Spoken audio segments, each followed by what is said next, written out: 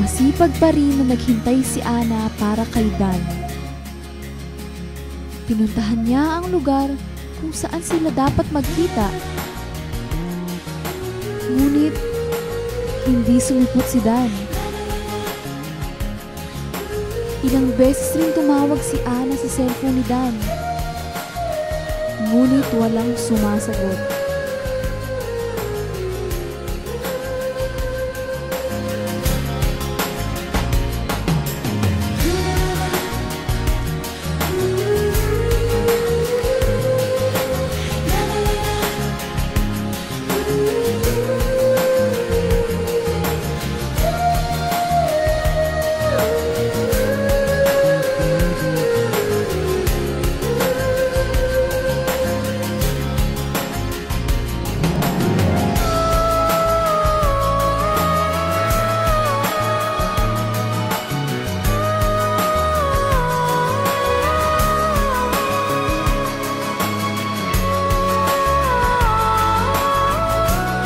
Pagkatapos ng isang linggo sa kanilang paaralan. Tapos, ano nangyari? Yun, hanggang ngayon di pa rin nagpapakita. Baka naman may nangyari lang, kaya hindi ka natawagan. Parang may nangyari na masama eh. Huwag mo isipin yun. Paano kung may nangyari? Wala yan, huwag mo isipin. Gawin na lang natin to. Ano na ba nangyari? Ha? Si Dan. Ano nangyari kay Dan? Patay na. Ano? Patay si Dan.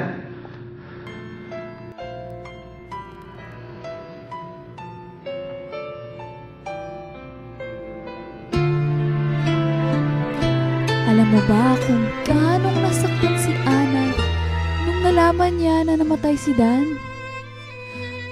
Sobra-sobra siyang nasaktan. Sobrang sakit. Isipin mo, kung ikaw yung nasa kalagayan niya nun, yung pinakamahal niyang si Dan, hindi niya na makikita kahit kailan. Hindi naman lang alam kung paano at bakit namatay si Dan. Walang nakakaalam. Kahit siya. Nasaktan siya ng sobra. Sobrang sakit na hindi nakayanan ng puso niya.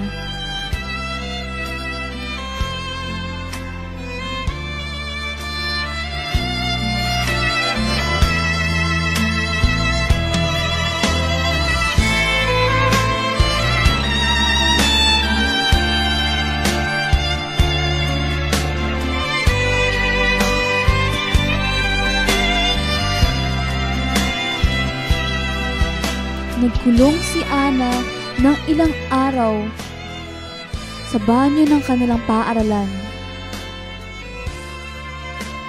Hindi siya kumain, hindi siya natulog. Inisip lang niya ang kanyang pinakamamahal na si Dan. Wala nang magtatanggol sa kanya. Wala nang mga pangarap nila. Wala na si Dan.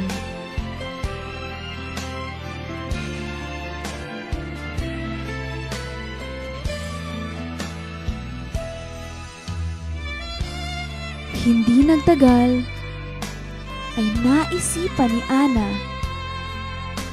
na magpakamatay na lang.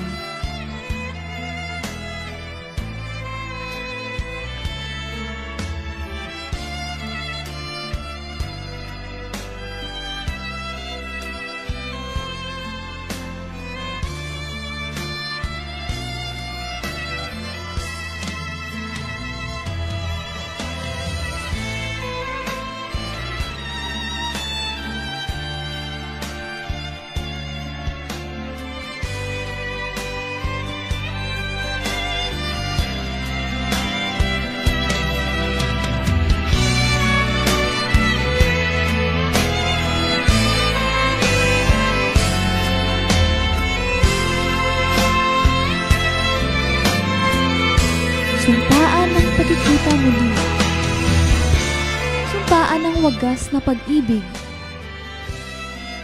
Yan ang sumpaan nila Ana at Dan. Ang sumpaan na nauwi sa kamatayan ng dalawang nag-iibigan ng lubusan.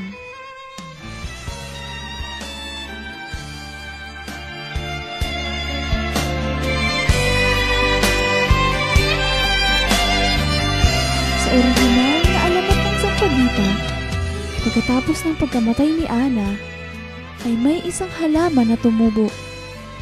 Itong halaman na ito ay nagsasalita. Nagsasabing, sumpa kita, sumpa kita. Ayun, kaya tinawag na Sampaguita. Kaya pala sa Manila. Wait lang, si Mami nag-text. Andiyan na siya sa baba. Tara na.